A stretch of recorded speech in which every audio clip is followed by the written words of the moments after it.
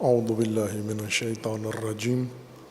بسم اللہ الرحمن الرحیم اللہم وفقنا لما تحب وترضى واجعل عاقبۃ امورنا خیرا ولا تکلنا الی انفسنا طرفۃ عین ابدا رب ادخلنی مدخل صدق واخرجنی مخرج صدق واجعل لی من لدنک سلطانا نصیرا۔ تبیین کتاب سورہ بقرہ، سورہ دوم قرآن کریم کی آیہ اول بسم اللہ الرحمن الرحیم۔ الف لام میم ذالک الکتاب لا ریب فیہ ھدی للمتقین۔ قرآن کریم کی متعدد صورتیں ہیں، آیات کو صورتوں کی شکل میں تدوین کیا گیا ہے، اور یہ تدوین رسول اللہ صلی اللہ علیہ وآلہ وسلم کے حکم پر اور فرمان پر انجام پائی ہے۔ اس بارے میں باقی جو توہمات ہیں وہ غیر مصدقہ ہیں کہ تدوین سورہ یا اسم گزاری، نام رکھنا صورتوں کا، یہ سب بعد کے ادوار میں خلفاء یا حکمرانوں نے یا بعض صحابہ نے یا تابعین نے یہ کام کیا ہے۔ قرآن کریم کی تنزیل، قرآن کریم کی ترتیب، قرآن کریم کی تدوین حکم الہی سے رسول اللہ صلی اللہ علیہ وآلہ وسلم کے توسط سے انجام پائی ہے۔ متعدد آیات کو جو مکہ میں نازل ہوئی ہیں یا مدینہ میں نازل ہوئی ہیں یا سفر میں نازل ہوئی ہیں، جنگ کے موقعوں پر نازل ہوئی ہیں یا ایام صلح میں نازل ہوئی ہیں، ان کو ترتیب نزول کے اعتبار سے تدوین نہیں کیا گیا، بلکہ ان کو ان کے مدلول مضمون کے مطابق اور مناسبت، معنی کی مناسبت کو مد نظر رکھ کر تدوین کیا گیا ہے۔ لہٰذا بعض مکی آیات ہیں جو مدنی آیات کے سیاق میں موجود ہیں، اور برعکس مدنی آیات ہیں جو مکی آیات کے ساتھ بھی موجود ہیں۔ البتہ کچھ صورتیں ایسی بھی ہیں جو مکمل طور پر اگر مکہ کے دور میں نازل ہوئی ہیں تو مدنی دور کی کوئی آیت ان کے اندر نہیں ہے، خالص مکی آیات ہیں، لیکن وہ بھی کم صورتیں ایسی ہیں جن میں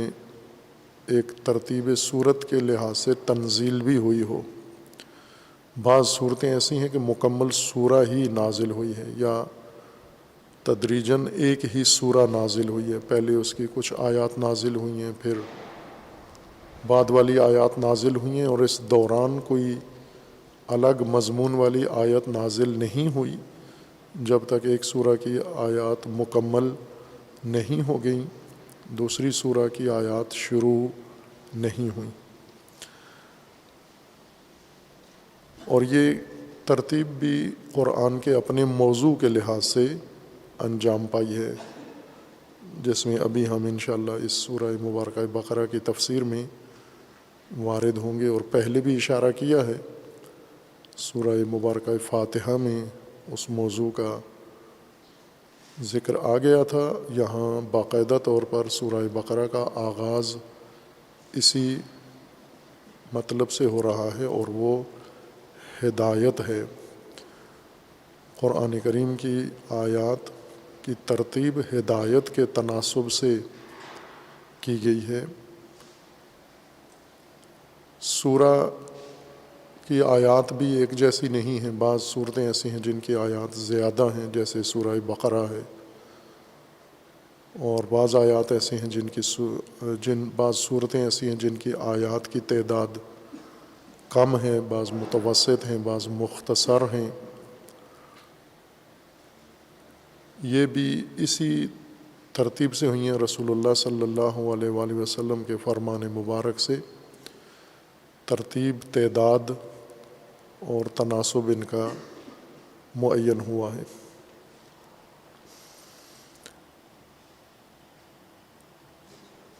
نام صورتوں کے بعض صورتیں ایسی ہیں جن کے نام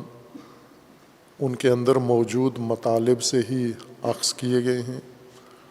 اور یہ نام بھی رسول اللہ صلی اللہ علیہ وآلہ وسلم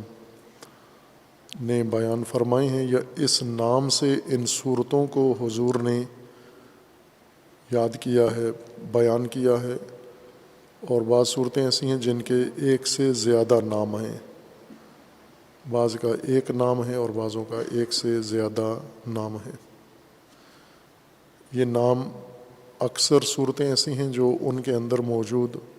تذکرے کی مناسبت سے ان کا نام پڑا ہے، جیسے سورہ بقرہ میں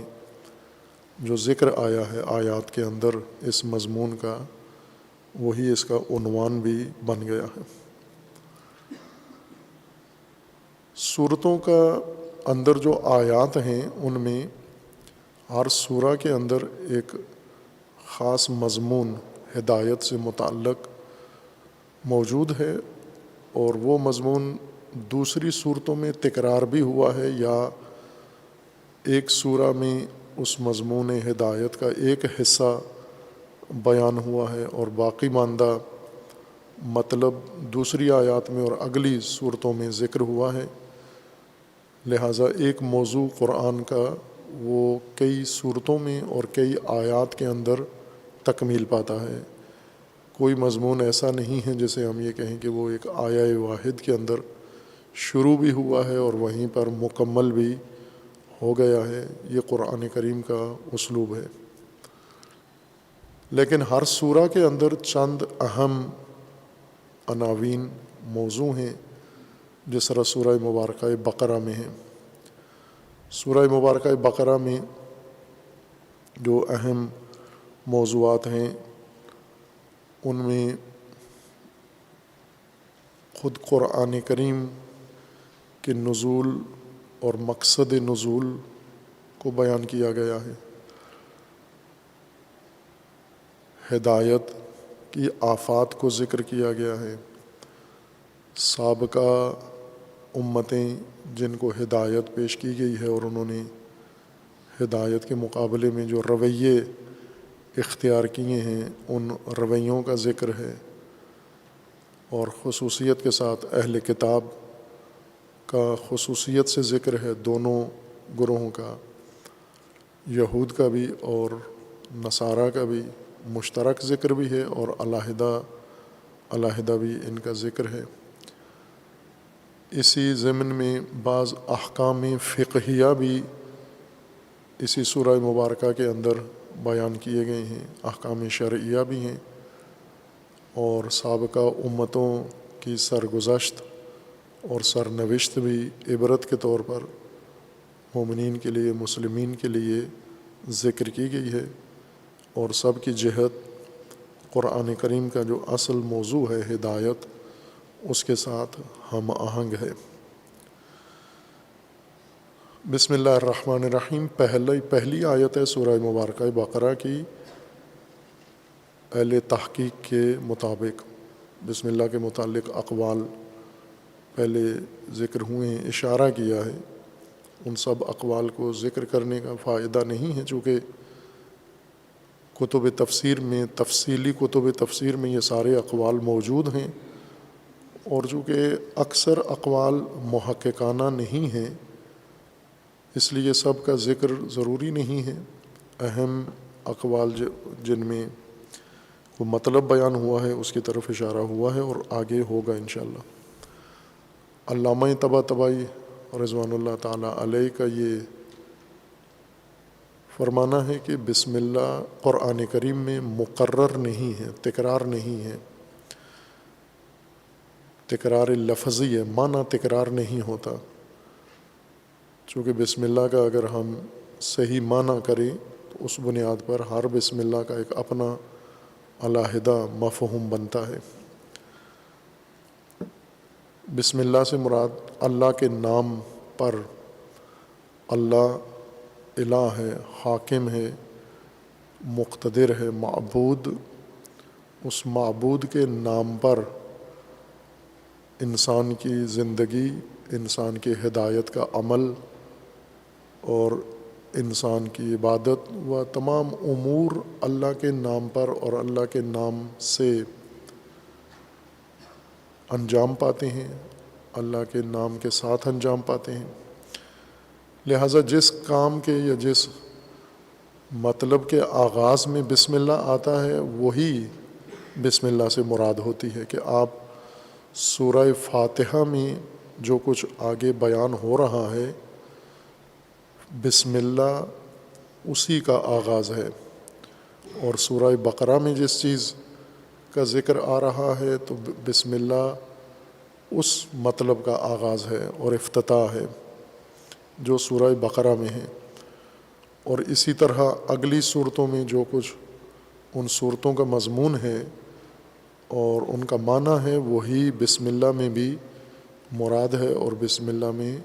مد نظر ہے۔ بسم اللہ الرحمن الرحیم کے جو اللہ کا نام ہے اور اسم الہ ہے، رحمت ہے، رحمانی و رحیمی، وہ سب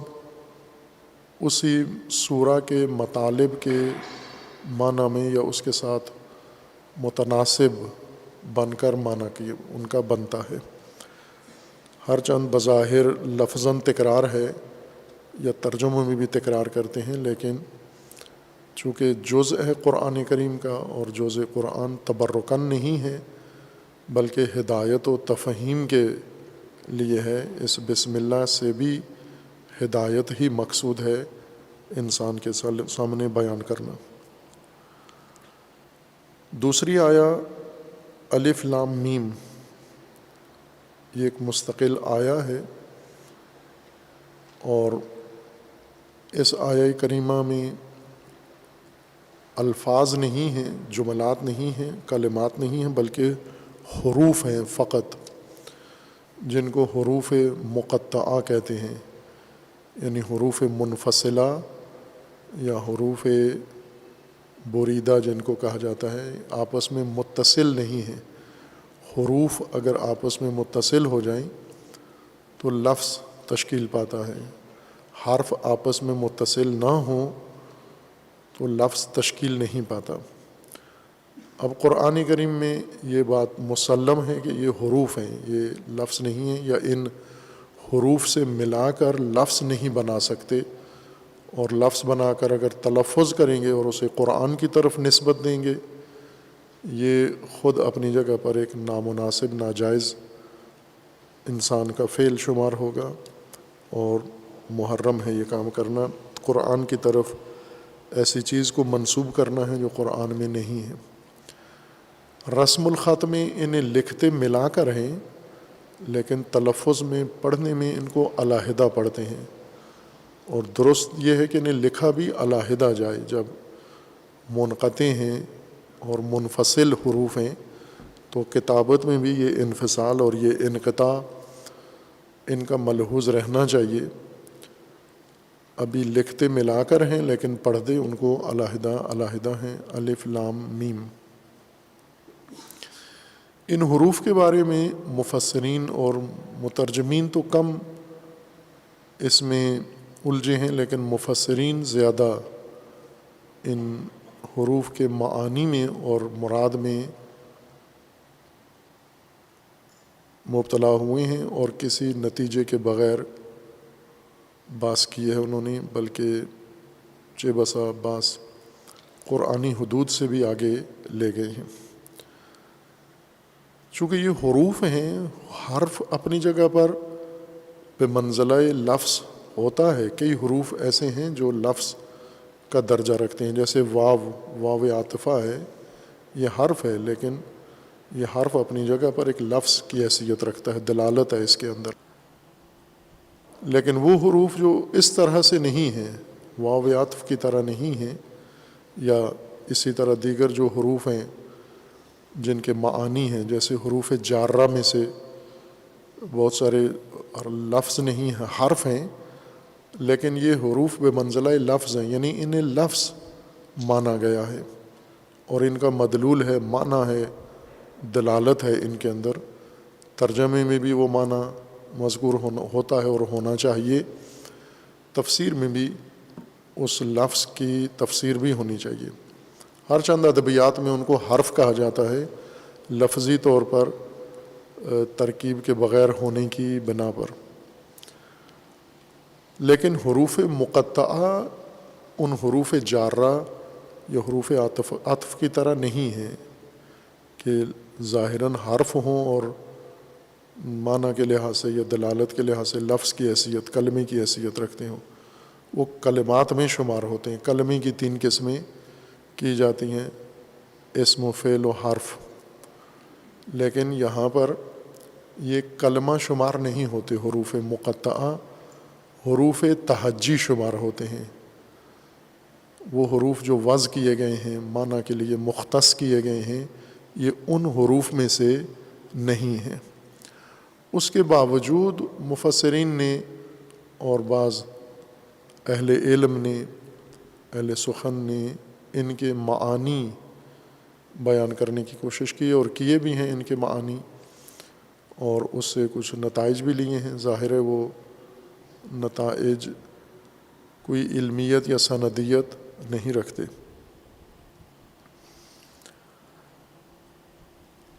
ان حروف کے بارے میں متعدد اقوال ہیں، علماء نے ذکر کیے ہیں، مرحوم علامہ طباطبائی رحمۃ اللہ علیہ نے بھی بعض تفسیر المیزان کے اندر بعض مواقع پر تقریباً اکثر اقوال کی طرف اشارہ کیا ہے، اور سارے اقوال ذکر کر کے فرمایا ہے کہ یہ سارے نامقبول اور غیر قابل قبول اقوال ہیں جن کی کوئی دلیل موجود نہیں ہے، حدثیات ہیں، توہمات ہیں۔ اور حقیقت یہ ہے کہ ان حروف، چونکہ یہ حروف ہیں اور ان حروف کے بارے میں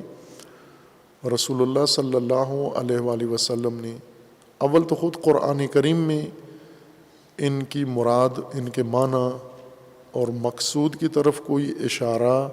نہیں کیا ہے۔ قرآن میں کسی جگہ بھی حروف مقطعات کی طرف کوئی اشارہ نہ بالواسطہ نہ بلا واسطہ موجود ہے۔ رسول اللہ صلی اللہ علیہ وآلہ وسلم نے بھی ان حروف کی وضاحت نہیں فرمائی کہ ان سے مراد کیا ہے۔ رسول اللہ صلی اللہ علیہ وآلہ وسلم کے عہد میں قرآن کریم کی آیات کے وہ مطالب جو صحابہ کو سمجھ نہیں آتے تھے، سننے والوں کو، وہ باقاعدہ پوچھ لیتے تھے، استفسار کرتے تھے کہ یہ آیہ کریمہ ہے، اس کے اندر یہ بات بیان کی گئی ہے، اس سے مراد کیا ہے، اور رسول اللہ انہیں سمجھاتے، کھولتے، تبیین فرماتے۔ قرآن کریم میں بھی اللہ تعالیٰ نے رسول اللہ کو حکم دیا ہے کہ آپ پر کتاب اس لیے نازل کی ہے کہ آپ یہ کتاب لوگوں کے سامنے تبیین کریں، لِتُبَيِّنَ لِلنَّاسِ، تبیین کریں لوگوں کے لیے۔ لوگوں نے بھی کبھی ان حروف کے بارے میں رسول اللہ سے سوال نہیں پوچھا کہ یہ حروف جو قرآن کے بعض صورتوں کے آغاز میں آئے ہیں ان سے کیا مراد ہے۔ یعنی ایک مسلم واقعیت تھی کہ نہ نبی خدا نے ان حروف کے متعلق لوگوں کو کوئی رہنمائی کی اور نہ لوگوں نے ضروری سمجھا ہے کہ ان کے بارے میں پوچھیں۔ تو اس کا مطلب یہ ہے کہ ان کی ایک مسلم حیثیت تھی، اور وہ مسلم حیثیت یوں نہیں کہ قرآن میں ان حروف کے متعلق کوئی مسلم ضابطہ قاعدہ تھا جو انہیں معلوم تھا اور آج لوگوں پر مخفی ہو گیا ہے، بلکہ وہ مسلم حیثیت جس کی بنا پر نہ سوال اٹھا اور نہ جواب کی کوشش کی گئی اور نہ سوال کے بغیر اس کی وضاحت کی گئی ہے، وہ یہ تھا کہ عربی زبان کا اسلوب ہے، عربی میں حروف مقطعات گویا ایک رائج چیز تھی، یا علامت کے طور پر ان حروف کو پیش کیا جاتا ہے، یا رمز کے طور پر یہ حروف موجود ہوتے تھے۔ بہرکیف عربی ادب جس عربی قاعدے کے مطابق قرآن کریم بھی نازل ہوا ہے، یعنی لوگوں کے درمیان رائج عربی قاعدے اور عربی معمول کے مطابق قرآن کریم کی آیات بھی نازل ہوئی ہیں، اس قاعدے میں، ادبی اور عربی قاعدے میں حروف مقطعات ان کے لیے ایک حل شدہ مطلب تھا۔ لہٰذا پہلا طبقہ وہ لوگ تھے جنہیں پوچھنا چاہیے تھا، انہوں نے نہیں پوچھا، نہ ہی وضاحت کی گئی ہے ان حروف کی۔ لیکن بعد میں آنے والوں نے ان کو مستقل موضوع بحث قرار دیا ہے کہ ان سے مراد کیا ہے، جبکہ نہ رسول اللہ نے بیان فرمایا اور نہ رسول اللہ کے عہد میں جو صحابہ تھے انہوں نے اس بارے میں ضرورت سمجھی کہ ان کی کوئی وضاحت کی جائے۔ اور یہ رائج ہے، دوسری زبانوں کے اندر بھی رائج ہے، اس کے نمونے تلاش کیے جا سکتے ہیں۔ حروف مقطعات مختلف زبانوں میں مختلف علامتوں کے طور پر، یا زینت کلام کے طور پر، یا کسی اشارے کے طور پر، حتماً ادبیات میں کوئی معنی ہے ان کا، یعنی کسی مقصد کے لیے حرف مقطع استعمال ہوتا ہے۔ اب وہ اہل زبان اس کی طرف اشارہ سمجھتے ہیں، لیکن اس کے اندر ایسی کوئی دلالت نہیں ہوتی جو باقی آیات اور باقی جملوں کے اندر موجود ہوتی ہے، یہ مراد نہیں ہوتی۔ ہم پنجابی میں دیکھیں تو حروف مقطعات رمز اور علامت کے طور پر استعمال ہوئے ہیں۔ پنجابی ادیبوں نے یہ کام کیا۔ اردو ادب سے زیادہ دقیق پنجابی ادب ہے، پنجابی زبان میں وسعت زیادہ ہے اردو کی نسبت، خصوصاً جو صوفیاء ادیب ہیں انہوں نے حروف مقطعات کو رمز کے طور پر اشارہ کیا ہے۔ وہ حروف البتہ ان کے کلام کے اندر قرائن موجود ہیں کہ کس مقصد کے لیے استعمال ہوتے ہیں، جیسے الف اللہ، پھر آگے وہ کلام ہے ان کا، یا دیگر الفاظ کے ساتھ حروف کی طرف انہوں نے رمزیہ اشارہ کیا ہے۔ چونکہ عرب جس زمانے میں قرآن کریم نازل ہوا ہے، عرب باقی لحاظ سے پسماندگی کا شکار تھے، لیکن ادب کے لحاظ سے، ادبیات کے لحاظ سے، ادب سے مراد علم اخلاق والا ادب نہ، جو انسان مؤدب اور مہذب بمعنی اخلاق ہے، خلقیات، وہ ادب نہیں تھا ان کے اندر، بے ادب تھے۔ ادب بمعنی خلق کے لحاظ سے دیکھیں، لیکن ادب بمعنی صناعت کلام، صناعت سخن، یعنی عربی قواعد، عربی فصاحت، عربی بلاغت اور وسعت و گہرائی، اس معنی میں آج بھی، جبکہ زبانوں میں کافی ترقی آ چکی ہے عربی سمیت، لیکن آج بھی اس زمانے کے جاہلیت کے جو شعر ہیں، جو جاہلیت کے ادب ہے، کلام ہے، وہ ایک سند کی حیثیت رکھتا ہے، فصاحت میں، بلاغت میں ایک حوالے کی حیثیت رکھتا ہے۔ یعنی جدید ادب عربی بھی اسی جاہلیت کے زمانے کے عربی ادب پر قائم ہے، استوار ہے۔ اب ظاہر ہے کہ وہ ادیبوں کا دور تھا، ادب وہاں کا معمول تھا، اور اس ادبی فضا میں قرآن کریم عربی میں نازل ہوا ہے، عربی مبین میں، اور اس عربی مبین میں یہ روش اختیار کی گئی ہے کہ بعض آیات یا بعض صورتوں کے نزول میں، آغاز میں حروف مقطعات مندرج ہیں، اور اس پہ ان لوگوں کو کوئی حیرت نہیں ہوتی تھی۔ مثلاً جو مشرکین تھے ہر طرح کا اعتراض قرآن میں کرتے تھے، ہر طرح کی جہت اٹھاتے تھے، حجتی کرتے تھے، لیکن حروف مقطعات کو کبھی بھی نہیں انہوں نے دستاویز قرار دیا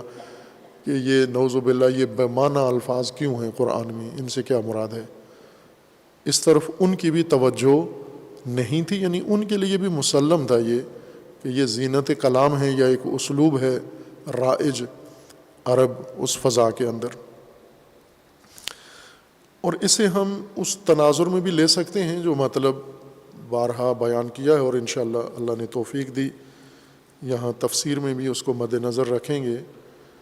عموماً نہیں ہوتا مد نظر.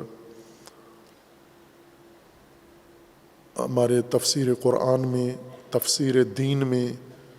اور خصوصاً اجتہادی مباحث میں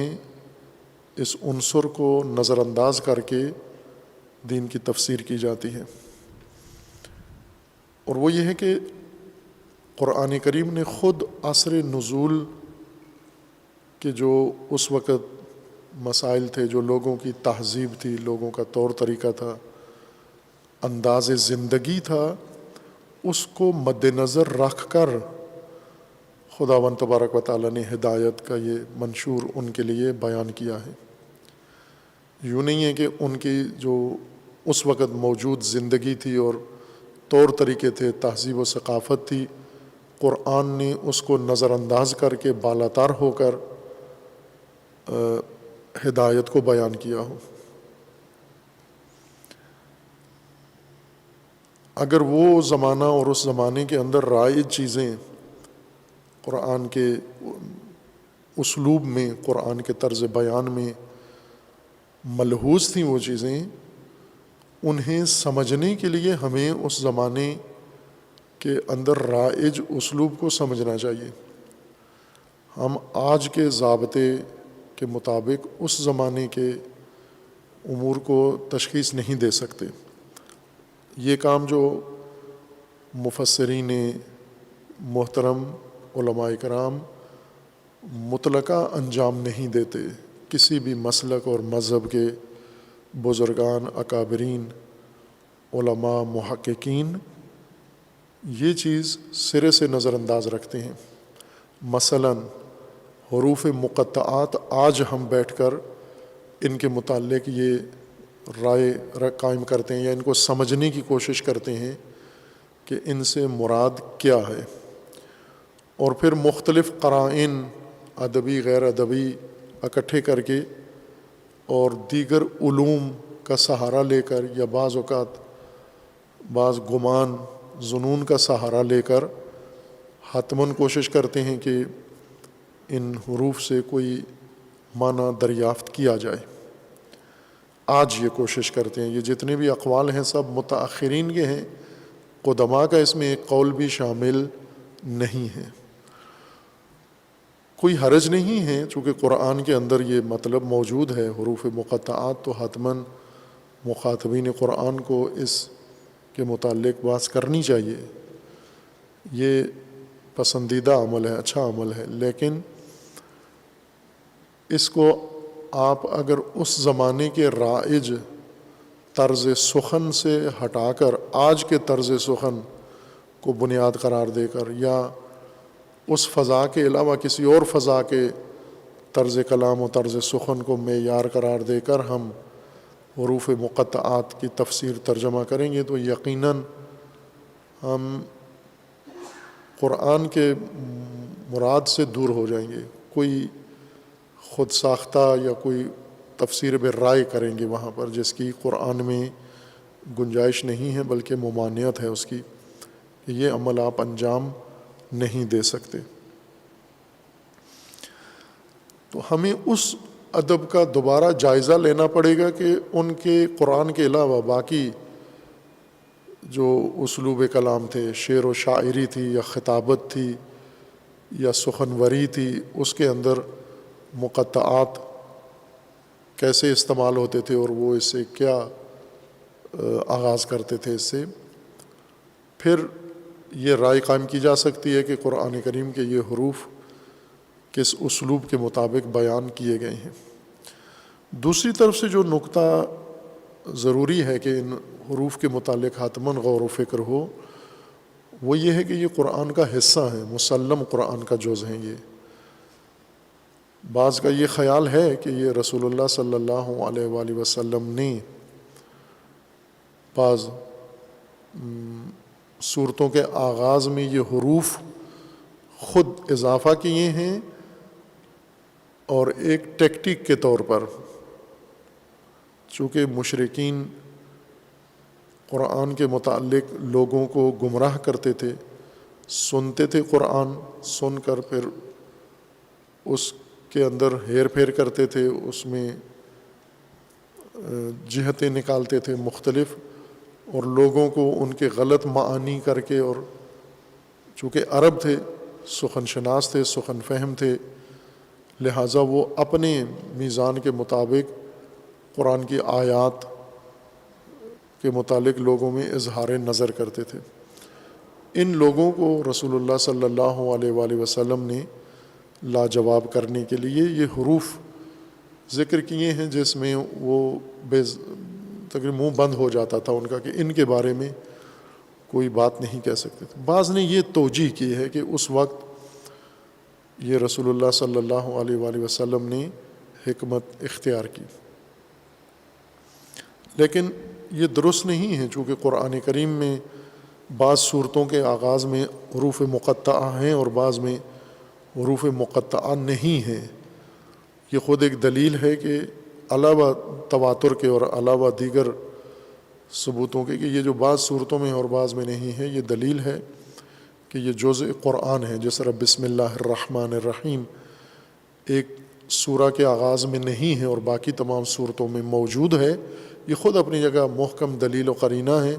کہ بسم اللہ جزء قرآن ہے۔ اگر تبرکاً بسم اللہ مذکور ہوتی ہر سورہ کے آغاز میں، تو سورہ توبہ کے آغاز میں بھی اس کو تبرکاً ہونا چاہیے تھا۔ اگر ہم یہ کہیں کہ وہ مشرکین کے بارے میں ہے، تو بعض ایسی صورتیں ہیں جن میں سارا ذکر ہی گمراہوں کا ہے، جیسے سورہ وہ ابی لہب میں، وہاں پر جس میں ابی لہب کا ذکر آیا ہے، وہ پوری سورہ ہی اس کے اور اس کی بیوی اور ان کے کرتوتوں کے بارے میں ہے، لیکن بسم اللہ سے شروع ہوتی ہے۔ تبت یدا ابی لہب، وہ بسم اللہ سے آغاز ہوتا ہے۔ اگر یہ ہم قرار دیں کہ جس سورہ میں شیطان کا ذکر ہے بسم اللہ نہ ہو، تو یہ تو ایک توہم ہے۔ سورہ توبہ میں بسم اللہ نہ ہونا یعنی وحی میں تھی نہیں، وحی میں اس کو سورہ کے طور پر شمار نہیں کیا گیا، نازل نہیں ہوئی، اس لیے رسول اللہ نے بھی ذکر نہیں فرمائی اور اس کی تعلیم بھی نہیں دی۔ حروف مقطعہ بعض صورتوں میں نہ ہونا یہ دلیل ہے کہ جن صورتوں کے آغاز میں موجود ہیں یہ باقاعدہ وحی کا حصہ ہیں، رسول اللہ صلی اللہ علیہ وآلہ وسلم کی جانب سے اضافہ نہیں ہے مشرکین کا منہ بند کرنے کے لیے یا انہیں الجھانے کے لیے یا ان کے سامنے ایک پزل ایجاد کرنے کے لیے، یہ غرض قطعاً نہیں تھی۔ جب قرآن کا حصہ ہے اور قرآن کتاب ہدایت ہے اور اس کا کوئی لفظ، کوئی حرف، کوئی مطلب ہدایت سے باہر نہیں ہے، یہ چیز انسان کو مجبور کرتی ہے کہ حتماً خوف حروف مقطعہ جزء قرآن ہونے کے ناطے، اور وہ بھی ہدن للناس ہے، انسانوں کے لیے ہے۔ اگر یہ ناقابل فہم ہے یہ حروف، تو پھر انسانوں کے لیے ناقابل فہم چیز جو ان کی فہم سے ہی ماوراء ہیں، انہیں ذکر کیوں کیا گیا ہے؟ لغو عمل نظر آتا ہے، یعنی انسانوں کے لیے محال ہے ان کا مطلب سمجھنا، یا ان کا مطلب انسانوں کو بتانا مقصود ہی نہیں ہے، تو پھر اس کا ذکر بھی بے فائدہ ہے، ہونا ہی نہیں چاہیے تھا۔ قرآن کریم میں اللہ تعالیٰ نے قرآن کریم کے اوصاف ذکر فرمائے ہیں کہ یہ مشکل نہیں ہے، دشوار نہیں ہے، ناقابل فہم نہیں ہے، آسان ہے، اور خود قرآن نے اس کی آیات کو تقسیم کیا ہے۔ ایک یہ بھی قول ہے کہ حروف مقطعات متشابہات قرآن کریم میں سے ہیں، جس طرح قرآن نے خود سورہ آل عمران میں آیات قرآن کو تقسیم کیا ہے محکمات و متشابہات میں، یہ متشابہات میں سے ہیں۔ اس کا بھی بعض محققین نے جواب دیا ہے کہ یہ درست نہیں ہے، حروف مقطعات کو متشابہات میں شمار نہیں کر سکتے۔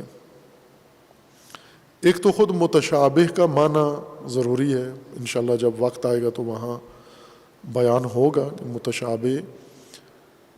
اس آیت کو نہیں کہتے جس کا معنی سمجھ نہ آئے، سمجھ سے بالا ہو، یا وہ آیت جس سے مقصود مراد واضح نہ ہو، جیسا کہ بعضوں نے متشابہ آیات کی یہ ترجمانی کی ہے، یہ درست نہیں ہے۔ متشابہ و محکم دونوں معنی کے لحاظ سے واضح ہے، مبین ہے، بین آیات ہیں، آیات متشابہہ بھی اور آیات محکمہ بھی۔ یہ فرق نہیں ہے کہ محکم ان کو کہتے ہیں جن کے معانی واضح ہیں، متشابہ ان کو کہتے ہیں جن کے معانی واضح نہیں ہیں، مبہم ہیں۔ ہدایت کی کتاب میں ابہام مخل ہے، ہدایت کی غرض کے منافی ہے کہ آپ ہدایت یعنی لوگوں کو سمجھانا چاہتے ہیں اور اس میں ایسی بات لکھ دیں جو لوگ سمجھنے سے عاجز ہیں، وہ قاصر ہیں، تو یہ تو غرض کے ساتھ متصادم ہے یہ مطلب۔ بس متشابہ اس کو نہیں کہتے، اور حروف مقطعہ اس بنیاد پر متشابہ نہیں کہلا سکتے کہ ان کے اندر ابہام ہے، چونکہ تشابہ کا معنی ہی ابہام نہیں ہے، تشابہ کا معنی اپنا مستقل معنی ہے، اور انشاءاللہ جب بات آئے گی وہاں پر بیان ہوگا کہ قرآن کن آیات کو یا کن امور کو متشابہ کہہ رہا ہے۔ قرآن سے ہی ہم سمجھے متشابہات کو، اپنی طرف سے متشابہ کا من گھڑت معنی کر کے پھر اس کے مصادیق بیان کریں کہ حروف مقطعات چونکہ ناقابل فہم ہیں اس وجہ سے متشابہات میں سے ہیں۔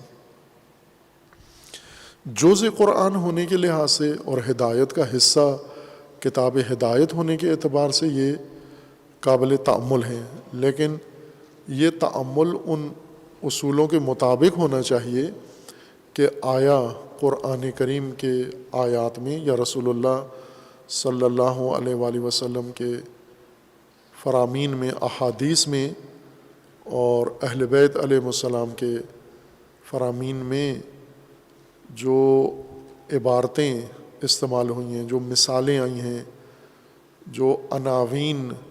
اختیار کیے گئے ہیں، یہ ان عناوین میں اور ان الفاظ میں اور ان عبارتوں میں اس زمانے کے رائج اسلوب کو بھی دخل تھا یا نہ، اس زمانے کے رائج اسلوب کلام و سخن کا اس میں کوئی دخل نہیں تھا، یہ کلام مجرد اور کلام مطلق تھا، زمانی خصوصیات سے مبرہ و ماورا کلام تھا۔ وہ پہلے یہ ہم معین کر لیں کہ تاکہ ہم جب حدیث کا معنی بھی سمجھتے ہیں، آیت کا معنی سمجھتے ہیں، تو ہم پہلے یہ بنیاد بنا لیں، یہ مبنی پہلے قائم کر لیں ہم، اور یہ مبنی تمام علوم میں ایک تحول ایجاد کر سکتا ہے، اور یہ ضروری ہے کرنا کہ جو کچھ قرآن کریم میں بیان ہوا ہے، زمانہ نزول قرآن میں جو رائج چیز تھی، رائج ثقافت تھی وہاں، رائج تہذیب تھی وہاں، رائج طرز زندگی تھا وہاں پر، اور رائج امور ان کے اندر تھے، اس رواج کو قرآن کریم نے مد نظر رکھ کر یہ ہدایت ان کی ہے، یا نہ وہ رواج سرے سے قرآن کے اندر ملحوظ ہی نہیں ہے، اور ان کی عملی زمینی حقیقت جو اس وقت ان لوگوں کی بود و باش تھی، اس سے ماورا ہو کر قرآن کریم نے یہ سب کچھ بیان کیا ہے۔ اس وقت جو دین شناسی، قرآن شناسی و حدیث شناسی ہے، یہ اس مبنا پر ہے، یہ ارتکازی مبنا ہے۔ ظاہر ہے علماء نے بحث نہیں کی، بحث کیے بغیر یہ اعتقاد ذہنوں میں راسخ ہو گیا ہے غیر محسوس طور پر کہ اس زمانے کے ماحول کو اور اس زمانے کی تہذیب کو، اس زمانے کے طرز زندگی کو، لوگوں کی بود و باش کو سرے سے ان آیات میں یا روایات میں اور ان بیانات میں کوئی دخل نہیں تھا۔ یہ مبنا لوگوں کے ذہنوں میں خصوصاً علماء نے غیر محسوس طور پر لاشعوری طور پر یہ رائے قائم کی ہوئی ہے، اور اسی رائے سے دین شناسی کا عمل الجھن کا شکار ہے آج، خصوصاً آج۔ وہ لوگ ایسے نہیں تھے جس زمانے میں قرآن نازل ہوا، ان کے ذہنوں میں یہ اعتقاد راسخ نہیں تھا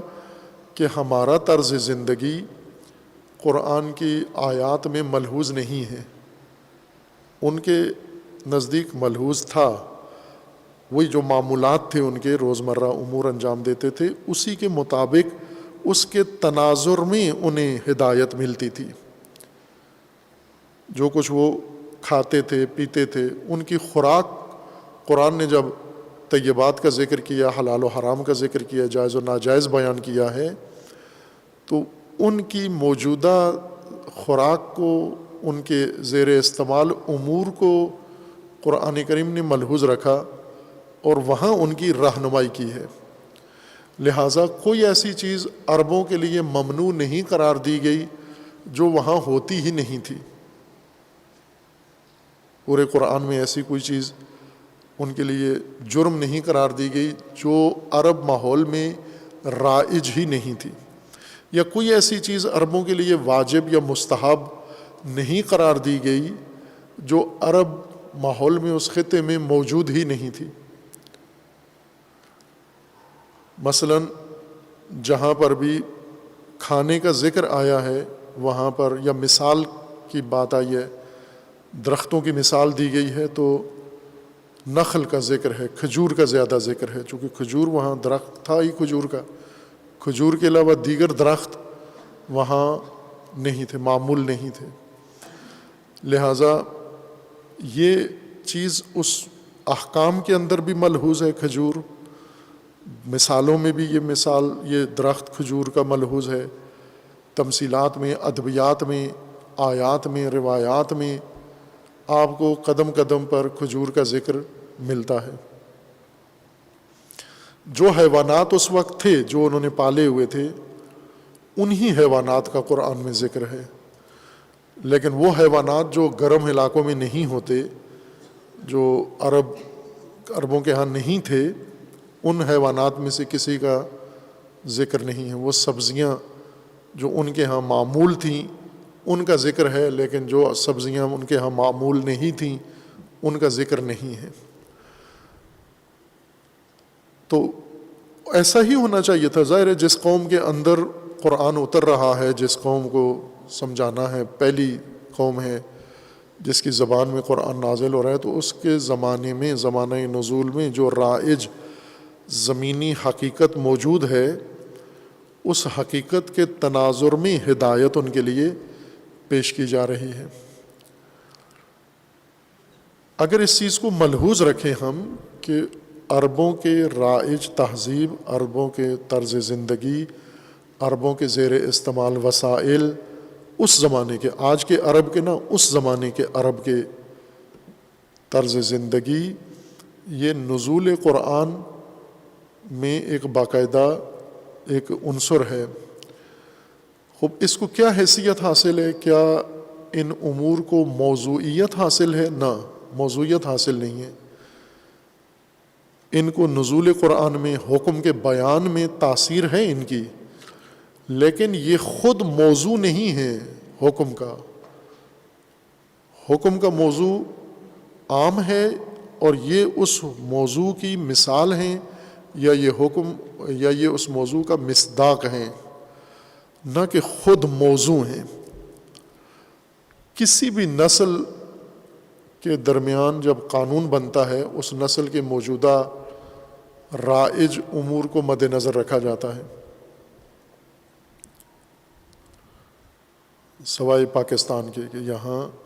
مثلا پاکستان میں کوئی شہر جب بنتا ہے تو لوگ کیا زبان بولتے ہیں، شہر کی تعمیر میں وہ زبان سرے سے نظر انداز ہوتی ہے۔ لوگوں کے رائج جتنے معمولات ہیں، مثلا اسلام آباد شہر بنا ہے، اس شہر میں پاکستانیوں کے لیے بنا ہے، پاکستانی اردو بولتے ہیں، پنجابی بولتے ہیں، سندھی، بلوچی اور پشتو اور یہ زبانیں بولتے ہیں۔ اسلام آباد کے کسی محلے کا نام نہ اردو میں ہے، نہ پنجابی میں ہے، نہ پشتو میں ہے، نہ سندھی میں ہے، انگلش میں ہے سب۔ یعنی سرے سے اسلام آباد بناتے ہوئے وہ قوم جس کے لیے یہ شہر بن رہا ہے، اس قوم کی ہر چیز نظر انداز ہوئی ہے، اس کی ثقافت، اس کی تاریخ، اس کی زبان، اس کا دین، اس کا مذہب، اس کی پہچان، اس کا کلچر، اس کی زمین، ہر چیز۔ باقی دنیا میں ایسا کہیں بھی نہیں ہے۔ یہ منفرد شہر ہے جو جب بنا تو زمینی حقائق کو بالکل نظر ہٹا کر، کیونکہ اسلام آباد کا نقشہ ڈیزائن کسی پاکستانی نے نہیں بنایا، یہ غیر ملکی نے بنایا۔ غیر ملکی کو انگلش ہی آتی تھی، لہٰذا اس نے سیکٹر بنائے، ABC ان کے نام رکھے، اس میں جی فلاں، G1 G2 G3 7-1 7-1 فلاں، اور پاکستانیوں کے زبانوں پہ چڑھا دیا۔ یہ شہر مکمل طور پر اپنی شناخت میں پاکستانی تہذیب سے اجنبی شہر ہے۔ اس کے بجائے باقی جو شہر ہیں، راولپنڈی وہ پاکستان کی تہذیب کے لیے ہے، اس کے محلوں کے نام،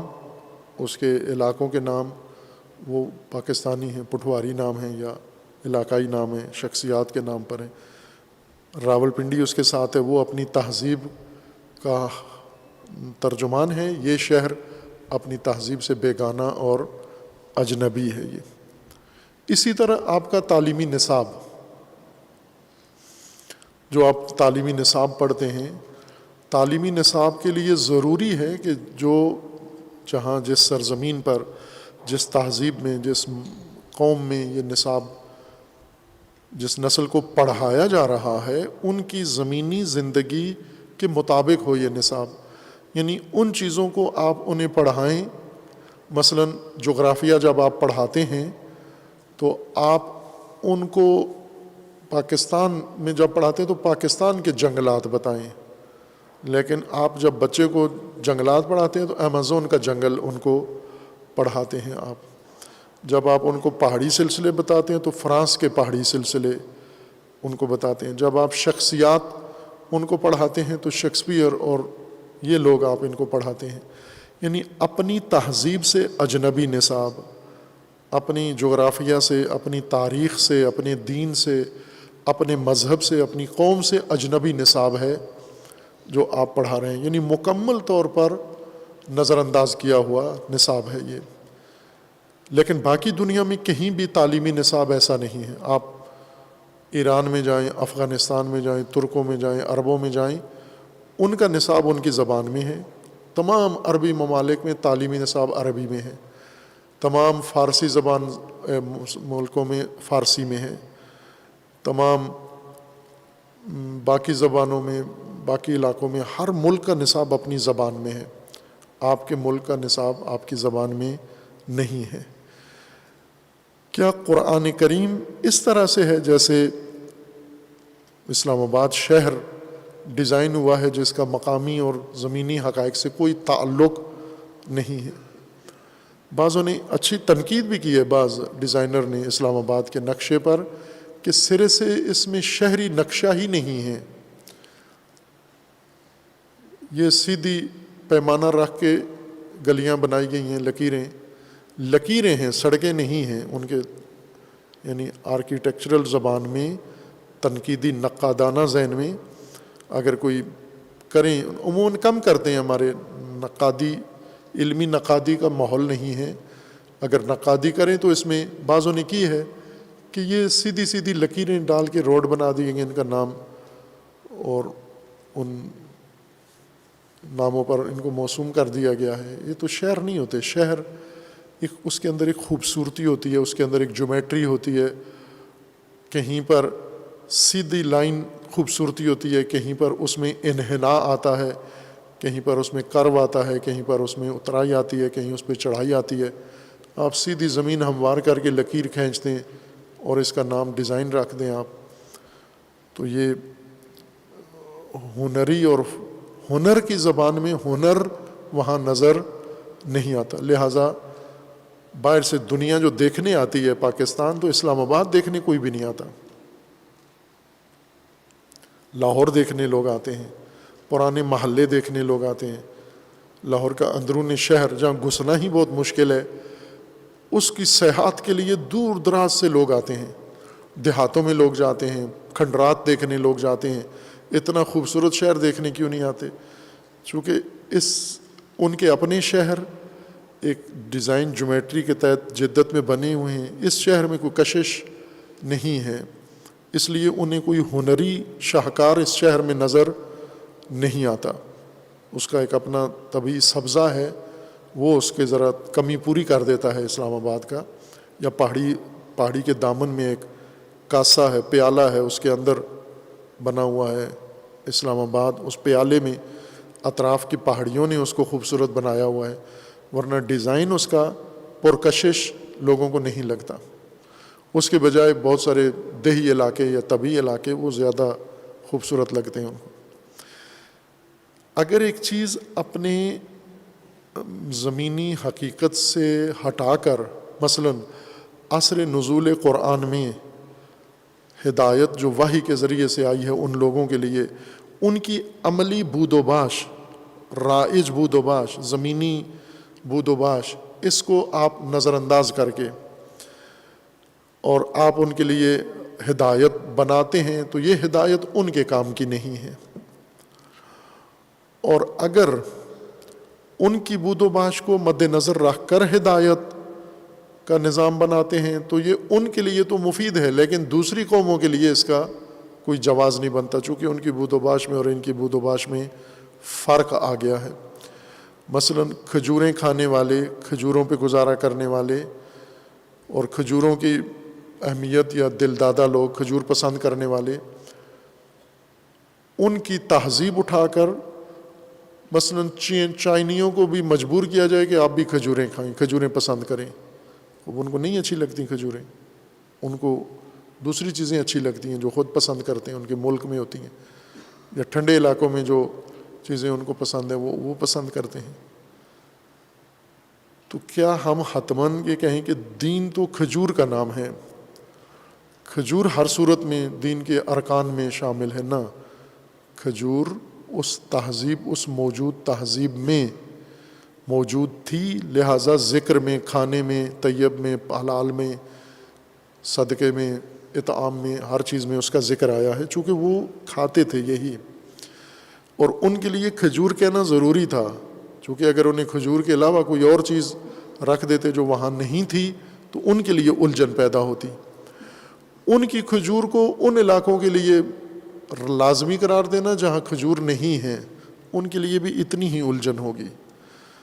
یہاں پر ہمیں یہ مطلب سمجھنے کی ضرورت ہے کہ عصر نزول قرآن میں جو تہذیب تھی، جو طرز زندگی تھا، جو حقیقت تھی، جو رہن سہن تھا، جو وسائل تھے، یہ ملحوظ تھے. ان کو مد نظر رکھ کر وہ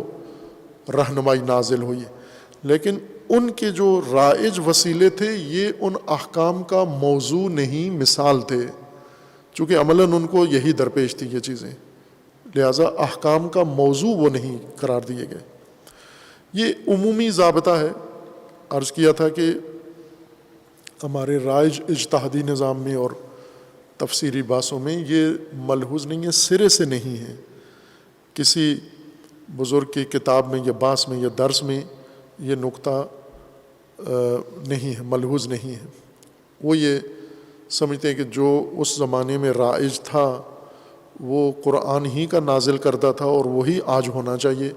آج اگر نہیں ہے کسی دوسری نسل میں تو وہ نسل گناہ کار ہے جو کھجوریں نہیں اگاتی. بے شک سردی کی وجہ سے نہیں اگ سکتی کھجور، لیکن پھر بھی وہ کہتے ہیں خان صاحب نے شادی کی تو زوجہ سے جب شب اول، شب زفاف دیکھا، چہرہ دیکھا زوجہ کا، تو بہت تعجب کیا اور انہیں کہا کہ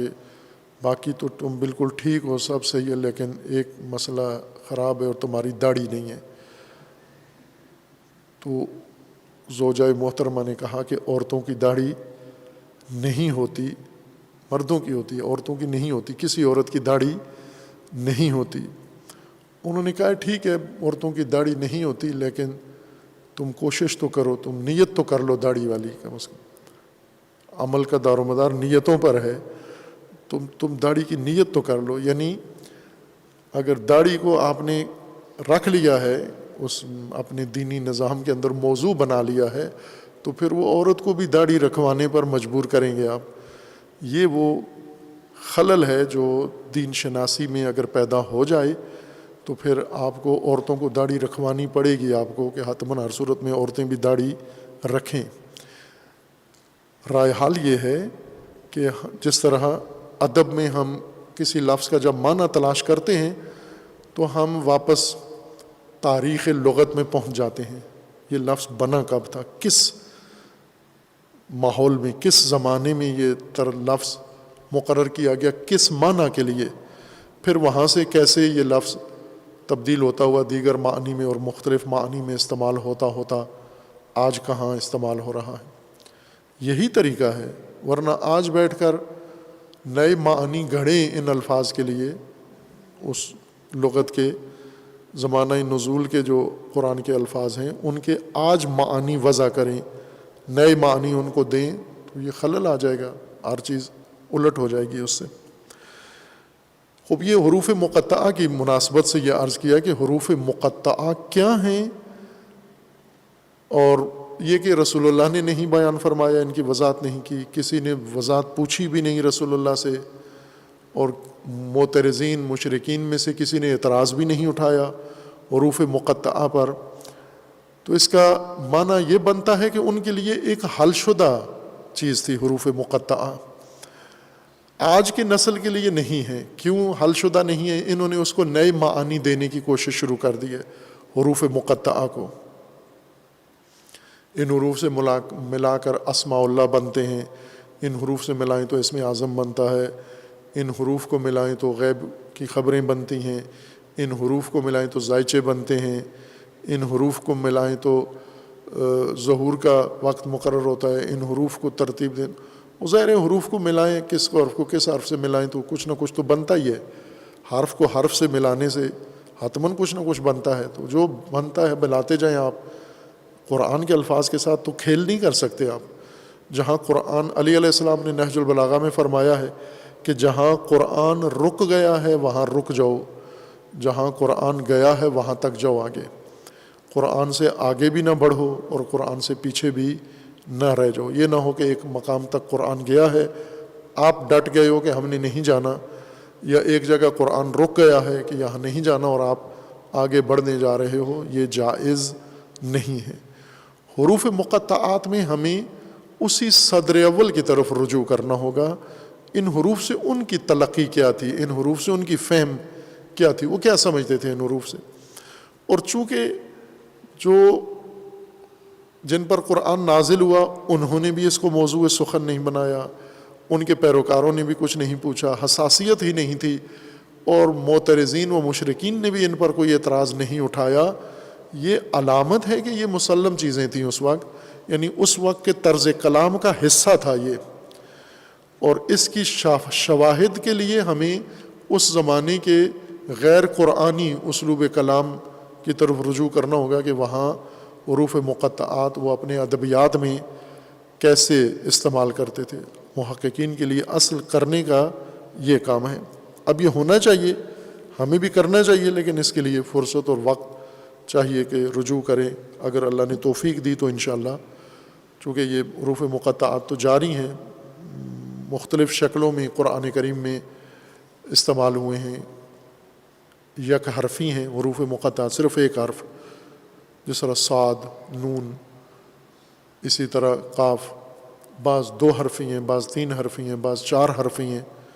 بعض 5 حرفی ہیں، زیادہ ہیں۔ آگے بعض کا میدان کھلا ہوا ہے، یعنی الف لام میم پر بعض ختم نہیں ہو جاتی حروف مقطعہ کی، حروف مقطعہ کی بات شروع ہوتی ہے الف لام میم سے، اور اللہ تعالیٰ اگر توفیق دے تو خود اس عربی اسلوب سے اس کے شواہد تلاش کر کے کہ یہ کس غرض سے استعمال ہوتے تھے، جو غرض اس وقت تھی ان حروف کی وہی قرآن کریم میں بھی معمول ہوگی۔ ان لوگوں کا خاموش رہنا ان حروف مقطعات کے استعمال پر یہ سب سے بڑا قرینہ ہے کہ وہ چیزیں جو آج کے مفسرین کے ذہنوں میں آ رہی ہیں یہ حتماً ان کے ذہنوں میں نہیں تھی، وہ اس سے کچھ اور مراد لیتے تھے۔ دوسری آیہ شریفہ، تیسری آیہ شریفہ جو کہ بسم اللہ پہلی آیت ہے، ہر چند مطبوعہ قرآن میں ترتیب کے لحاظ سے یہ آیات نمبر درج نہیں کیے جاتے، لیکن حقیقتاً یہی ہیں۔ پہلی آیہ بسم اللہ ہے، دوسری الف لام میم ہے، اور تیسری ذالک الکتاب لا ریب فیہ ھدی للمتقین۔ یہ آیہ کریمہ بنیاد ہے قرآن کریم کا موضوع سمجھنے کے لیے، خود قرآن کو سمجھنے کے لیے۔ کتاب اور کتاب کا موضوع ہدایت اور کتاب کے مخاطبین یعنی متقین، تین اہم عنوان اس آیہ شریفہ کے اندر ذکر ہوئے ہیں۔ ذالک الکتاب، اور ایک اس کتاب کی خصوصیت ہے لا ریب فیہ، یہ کتاب ہی کا کتاب کی صفت ہے کہ لا ریب فیہ کتاب ہے، صرف کتاب نہیں ہے بلکہ کتاب لا ریب فیہ ہے۔ دوسری چیز یہ ہے کہ یہ ھدن ہے، یہ کتاب لا ریب ھدن ہدایت ہے، اور تیسرا موضوع یہ ہے کہ یہ ہدایت ہے متقین کے لیے، یعنی حقیقت جو کتاب کی اور حقیقت ہدایت کی اور حقیقت مخاطب کی، اس تینوں مطلب اس آیہ سوم میں اللہ تعالیٰ نے ذکر فرما دیے ہیں۔ ذالک الکتاب، ذالک جیسا کہ عربی قواعد میں ادبیات میں واضح ہے، اشارہ ہے، ذالک اشارہ ہے، جیسے ھذا اشارہ ہے، ذالک بھی اشارہ ہے۔ اور جو ہمیں سکھایا گیا ہے ادبی کتابوں میں، ادیبوں نے سکھایا ہے کہ یہ دور کے لیے اشارہ ہے، ایسا ہی ہے، دور کے لیے ہے، لیکن دور ہمارے ذہنوں میں صرف مکانی دور آتا ہے، رتبی دور ادیبوں کو بھی نہیں پتہ، اور ادیب اس کو سمجھاتے بھی نہیں ہیں کتاب ادب پڑھاتے ہوئے، چونکہ ان کو بھی صرف زبر زیر پیش کی سمجھ ہوتی ہے اور اعراب کی سمجھ ہوتی ہے، باقی امور اصطلاحات کی وضاحت ادیبوں کے لیے بھی نہیں ہوتی۔ ذالک اشارہ ہے دور کے لیے، لیکن دور صرف مکان ہی نہیں ہے، دور و نزدیک کا پیمانہ، زمانہ بھی ہے دور و نزدیک کا پیمانہ، یعنی زمانے کے لحاظ سے نزدیک اور زمانے کے لحاظ سے دور، مکان کے لحاظ سے نزدیک اور مکان کے لحاظ سے دور، اور تیسری چیز ہے مقام اور رتبہ، کہ رتبے کے لحاظ سے بعض چیزیں قریب ہوتی ہیں اور رتبے کے لحاظ سے بعض چیزیں بعید ہوتی ہیں، دور ہوتی ہیں، یعنی رتبہ ان کا بہت دور ہے۔ جیسے پستی اور بلندی، پستی اور بلندی مکان کے اعتبار سے عموماً ہم لحاظ کرتے ہیں کہ یہ شے پست ہے، نیچے ہے، یہ چیز فوق ہے، اوپر ہے، بلند ہے، لیکن پستی و بلندی جیسے بنا کیا ہے، پہلے بتایا ہے، یہ ضابطہ تکرار کرنا ہے اور اس کو ازبر کرنا ہے اور اس کو تطبیق کرنا ہے جگہ جگہ پر، اور یہ الجھن اپنے ذہن سے نکالنی ہے۔ ہمارا ذہن سخت الجھن میں ہے علمی طور پر کہ معانی کی جگہ پر مصادیق ہمارے ذہن میں بیٹھے ہوئے ہیں۔ جیسے پاکستان میں علماء کا جب ذکر آتا ہے تو خطیب ذہن میں بیٹھے ہوئے ہیں، جب لفظ عالم کوئی زبان سے بولے تو ذہن میں فقط خطیب آتا ہے، خوب ظاہر ہے کہ الجھن پیدا ہو جاتی ہے۔ آپ جب کہتے ہیں عالم بلاؤ تو کوئی خطیب بلا لیتے ہیں، جب وہ تو عالم نہیں ہے، خطیب ہے۔ یہ خلجان الجھن ہمارے ذہن میں عمومی ہے کہ جہاں پر بھی لفظ آتا ہے معنی کے بجائے مصداق ہمارے ذہن میں آ جاتا ہے. یہ مکان بعید یہ مصداق ہے ذالکہ کے معنی کا، ذالکہ کے معنی نہیں ہے مکان بعید. چونکہ ادیبوں کو مکان بعید مصداق معنی نظر آیا، لہٰذا انہوں نے طالب علموں کو معنی کر کے پڑھایا ہے. لہٰذا جب بھی ذالکہ معنی کرتے ہیں یعنی مکانی طور پر دور، لہٰذا ذالک الکتاب یعنی مکانی طور پر آپ سے کئی ہزار کلومیٹر نوری سال دور کتاب، یا فلکی دوری ہے آسمانوں پہ رکھی ہوئی کتاب، فلاں جگہ رکھی ہوئی کتاب.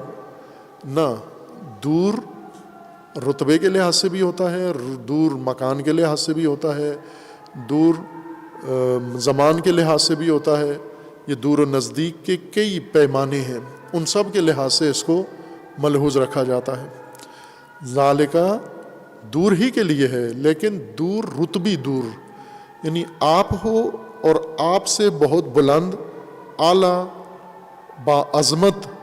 ایک مقام ہے، اور یہ کتاب وہ ہے، اس لیے اس کو ذالکہ کہا ہے. حاذا کہتے ہیں تو نزدیک تھا، یعنی آپ کے ہی رائج چیز. حاذا سے مراد یعنی رائج چیز، یہ جو آپ نے اختیار کی ہوئی ہے، آپ کے ہاں متداول ہے، آپ کے ہاں رائج ہے، یہ نزدیک آپ کی چیز جو ہے یہ حاذا ہے. لیکن آپ سے آپ کی موجودہ صورتحال سے بلند تر، عالی تر، یہ ذالکہ استعمال ہوتا ہے. اور یہ ہر زبان کا اسلوب ہے. ادبیات میں، اردو میں، فارسی میں یہ رائج چیز ہے. مثلا ابھی ہم کسی حاضر مخاطب جو کوئی بڑی شخصیت ہمارے سامنے جو موجود جو رتبے کے لحاظ سے ہم سے بہت بلند تر ہوں، تو ہم انہیں مخاطب کے صیغوں سے نہیں یاد کرتے، ہم انہیں غائب کے صیغوں سے. تعظیم اس میں ہے، ادب اس میں ہے کہ آن جناب، مثلا رسول اللہ صلی اللہ علیہ وآلہ وسلم، ابھی ہم کہتے ہیں نا آن حضرت، یہ فارسی آن، این، آن، این حاذا، آن ذالکہ، آن حضرت. آن حضرت کیوں کہتے ہیں؟ تعظیم کے لحاظ سے، بلندی کے لحاظ سے. این حضرت یعنی یہ جو ہمارے پاس ہیں، ہمارے جیسے ہیں، ہمارے ساتھ بیٹھے ہوئے ہیں، یہ این حضرت ہیں. یہ آن حضرت یعنی نہ ہم میں سے نہیں، ہمارے جیسے نہیں، بہت بالا تر. اگر حضور سامنے بیٹھے ہوئے تو بھی آپ کہیں گے آن حضرت، وہ شخصیت، وہ شخصیت. وہ مثلا جب آپ دیکھتے ہیں بعض ادیب جب کسی بڑی شخصیت کو دعوت دیتے ہیں تو اب میں اس شخصیت کو بلا رہا ہوں، حالانکہ اس شخصیت کو بلا رہے ہیں. اس کہنا چاہیے نا اب میں اس شخصیت کو، یہ جو سامنے بیٹھا ہے اس کو بلا رہا ہوں، لیکن وہ کیا کہتے ہیں اب میں اس شخصیت کو بلا، اس تو وہی ذالکہ ہے، اب میں اس کو بلا رہا ہوں. اس کو یعنی جو عظمت میں، جو مرتبے میں، جو رتبے میں، مقام و شخصیت میں بہت بالا تر ہے، اس کے لیے یہ الفاظ ہر زبان میں استعمال ہوتے ہیں. اور پنجابی، پشتو، گلگتی، بلتی، اپنی زبانوں میں غور کریں تو یہ آپ آسانی سے تلاش کر سکتے ہیں جہاں ادب ہو، احترام ہو. نزدیک کا صیغہ حقارت کے لیے، یہ کم رتبے کے لیے استعمال ہوتا ہے معنوی طور پر، اور دور کا صیغہ استعمال ہوتا ہے تعظیم کے لیے، بلندی کے لیے، کہ یہ مقام بہت ارجمند ہے. اس لیے اس کو ذالکہ کتاب کا. اب اس سے پھر معنی نکال کے کہ ذالک الکتاب سے مراد یہ قرآن نہیں ہے جو ابھی یہاں ہے، چونکہ یہ حاذا القرآن ہے، ایک ذالک القرآن ہے، ذالک الکتاب ہے، یہ ایک حاذا الکتاب ہے. یہ حاذا الکتاب سنیوں کی ہے، ذالک الکتاب شیعوں کی ہے، وہ فلاں جگہ موجود ہے. وہ جیسا مولانا نے کہا کہ ہم نے کشف بھی کر لیا ہے، برطانیہ میں تصدیق کے لیے گیا ہوا ہے ذالک الکتاب. نہ، یہ انسان کو اگر پہلی کلاس، پہلی جماعت پڑھا ہوا ہو کسی مدرسے میں، صرف ناف پہلی کلاس کی، چونکہ حاذا ذاکا یہ بہت اعلیٰ ادبیات نہیں ہیں، یہ پہلے سال کا درس ہے، امثلہ کے اندر ہی آ جاتا ہے حاذا ذاکا، تو وہاں سمجھ میں آ جاتا ہے کہ یہ کس کے لیے. اگر ادیب بتا دے ان کو کہ یہ مکانی قرب و بود کے لیے بھی استعمال ہوتے ہیں، زمانی قرب و بود کے لیے بھی استعمال ہوتے ہیں، اور رتبی قرب و بود کے لیے بھی استعمال ہوتے ہیں، تو وہیں بچے کے لیے مسئلہ سارا ذالک الکتاب حل ہو جاتا ہے. ذالک الکتاب اس عظمت و مقام کی وجہ سے اس کتاب کو کہا گیا ہے. اور جیسا پہلے عرض کیا تھا کہ کلام اللہ کا نام قرآن کا اصل عنوان کتاب ہے، الکتاب، یہ اصل عنوان ہے۔ قرآن اس کی صفت ہے، کتاب کا وصف قرآن ہے،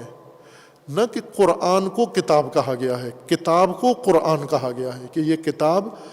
کتاب ہوتے ہوئے ساتھ قرآن بھی ہے۔ اگر یہ بات ہمیں سمجھ میں آئے کہ کتاب کیوں ہے، یہ قانون اللہ کا، یہ ہدایت کا منشور، یہ کتاب کس پہلو سے کہا گیا ہے اور اس کو کتاب کہا گیا ہے، پھر اس کے بعد ہمیں اگلا مطلب بہت آسانی سے سمجھ میں آ جائے گا کہ یہ کتاب ہدایت کی کتاب ہے۔ اب بھی جب کتاب کا لفظ ہم قرآن میں پڑھیں، کہیں بھی پڑھیں، تو آپ کے ذہن میں کیا آتا ہے؟ یہی بائنڈنگ والی کتاب جو آپ کے ہاتھوں میں موجود ہے، سلی ہوئی اوراق، یہ کتاب ہے، یہ معنی ذہن میں آتا ہے۔ معنی نہیں آتا، مصداق ذہن میں آتا ہے۔ تو ظاہر ہے مصداق خالی کرے گا کرسی تو معنی بیٹھے گا۔ جیسے کبھی ہوتا ہے نا کہ معزز مہمان کھڑے ہوئے ہوتے ہیں اور غیر معزز مہمان یا میزبان خود کرسیوں پہ بیٹھے ہوتے ہیں۔ اکثر ہوتا ہے جہاں تہذیب نہ ہو،